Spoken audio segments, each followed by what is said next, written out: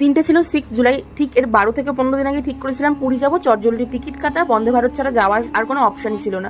আর আমরা চেয়েছিলাম একটু বাজেট ফ্রেন্ডলি ট্রিপটা করার জন্য। আমি, বাবা ও আমার বান্ধবী 3 জন মিলে রাত্রেবেলা রওনা দিলাম হাওড়া স্টেশনের উদ্দেশ্যে। হাওড়া পৌঁছানোর পর জানতে পারলাম আমাদের ট্রেনটা 3 ঘন্টা প্রায় লেট। এইভাবেই রাতটা গল্প করে কাটালাম, একটু আম খেলাম মাঝে আমরা। কিন্তু কী করবো, সময় তো কাটছে না। আর ভাবতে থাকলাম যে সব খারাপের পরে একটু কিছু ভালো হবে।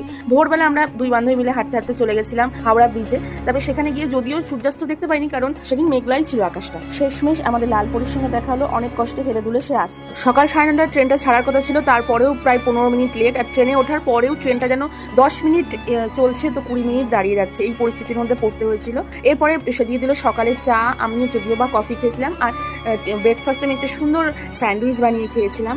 আগের বছরও পুরী গিয়েছিলাম এই সময়টায়, বন্দে ভারতেই গিয়েছি, কিন্তু অভিজ্ঞতা খুবই ভালো ছিল। কিন্তু এই বছর একদমই বাজে অভিজ্ঞতা হয়েছে। এত লেট ভাবার বাইরে।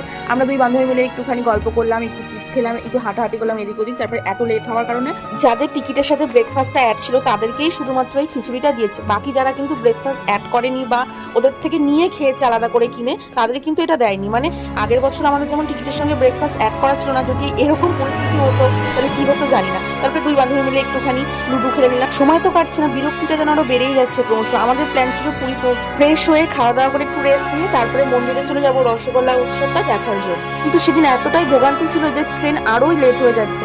আর আমার তখন খুবই খিদে পেয়ে গেছে, তাই খেয়ে নিলাম একটুখানি ড্রাই ফ্রুটস। আর খুব ঠান্ডাও লাগছিল, তাই গায়েটা আদর দিতেও বাধ্য হলাম।